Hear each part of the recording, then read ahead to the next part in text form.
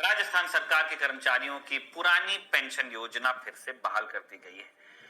सबसे ज्यादा चर्चा इस ऐलान पर हो रही है और चर्चा के गहलोत सरकार की तारीफ भी हो रही है साथ में।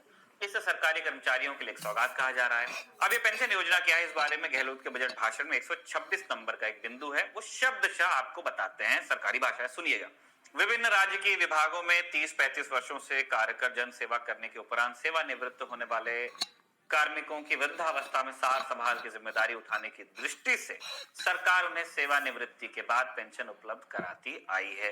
किंतु वर्ष 2004 के बाद सरकार में भर्ती कार्मिकों के लिए नेशनल पेंशन स्कीम यानी एनपीएस के अंतर्गत कॉन्ट्रीब्यूटरी पेंशन का ही प्रावधान किया गया। पेंशन के लगातार बढ़ते वित्तीय भार को कम करने की दृष्टि से ऐसा कदम उठाया गया होगा, लेकिन इस नवीन पेंशन स्कीम के कारण अभी से ही कार्मिकों में सेवानिवृत्ति के उपरांत वृद्धावस्था में जीवन यापन के लिए भारी असुरक्षा का भाव उत्पन्न हो गया है, जो कि हमारे लिए चिंता का विषय है।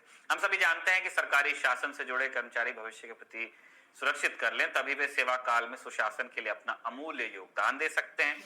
इसीलिए 1 जनवरी 2004 और इसके पश्चात नियुक्त हुए समस्त कार्मिकों के लिए भी आगामी वर्ष से पूर्व पेंशन योजना यानी ओपीएस लागू करने की घोषणा करता हूं।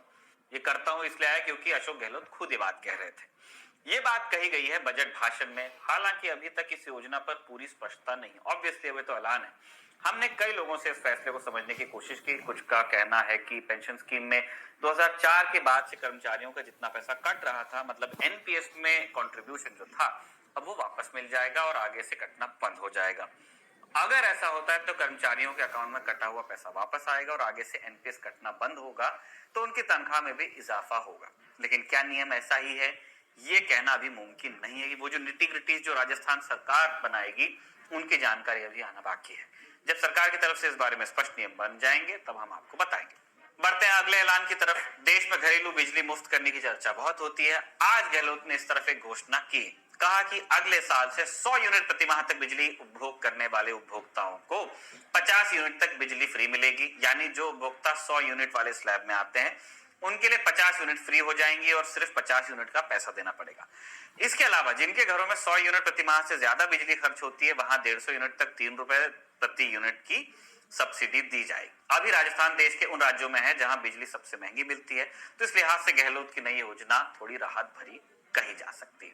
शिक्षा के क्षेत्र में भी कई घोषणाएं गहलोत ने की है। राजस्थान में अभी Mahatma Gandhi English medium school चलते हैं, हालांकि इनकी संख्या बहुत कम है। अब शहरी और ग्रामीण क्षेत्रों में 1-1 हजार इंग्लिश मीडियम स्कूल शुरू करने का ऐलान किया गया है। इसके अलावा रीट परीक्षा को लेकर भी बजट में एक ऐलान है। रीट यानी राजस्थान में सरकारी टीचर बनने की परीक्षा में गड़बड़ी को लेकर काफी बवाल पिछले दिनों चला है, जिसके बाद सरकार ने परीक्षा रद्द भी कर दी थी। अब सीएम गहलोत ने बजट भाषण में बताया है कि जुलाई 2022 में